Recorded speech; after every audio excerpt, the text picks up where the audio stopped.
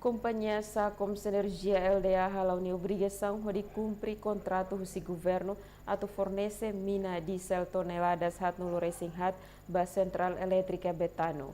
Mas be horas ne Ministro Obras Público atau haparona contrato ba Companhia Sacoms.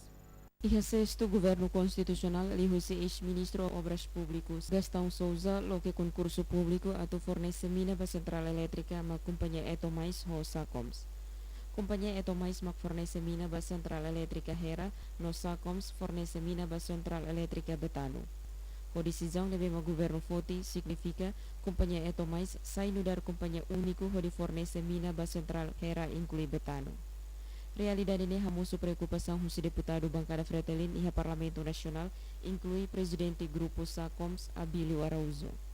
Nune presidente grupo Sacoms Abilio Araújo na fating esperança katak oitavo governo nebe mak lidera husi taur matan ruak de husi ministro Obras Público Salvador Pires continua halau extensão de fornece mina ba Central Elétrica tuir contrato nebe mak iha tanpa Sacoms preenche requisitos hanesan preço no qualidade mina ba detail betano. Sekari oitavo governo nebe lidera husi taur matan ruak extende Sacoms se implementa tuir contrato nebe iha. Sacoms labele manipula vila fali preço mina no garanti katak se for contribui mina nebe diak no qualidade tuir processo legal. Entretanto, li husi plenária tuir ministro Obras Público Salvador Pires katak governo decide para contrato tamba Sacoms la cumpri contrato nebe mak estabelece no durante período impasse política para fornecimento.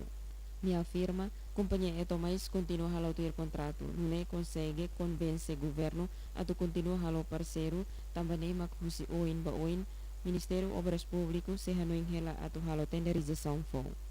Equipa reportagem STL News.